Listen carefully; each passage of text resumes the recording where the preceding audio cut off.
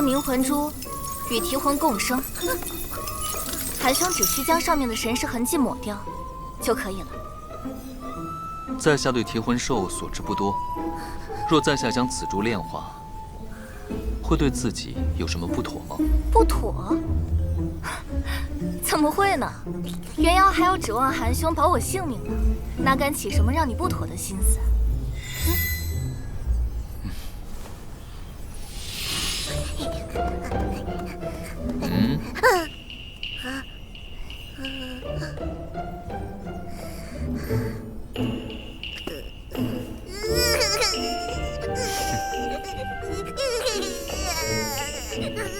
既如此，那在此容颜路上，韩某会尽全力保袁姑娘的性命。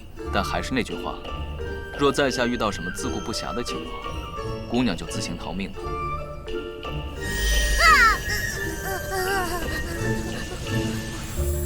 放心吧，若是遇到你我二人底牌尽出还对付不了的状况，就是死了，也没什么好抱怨的。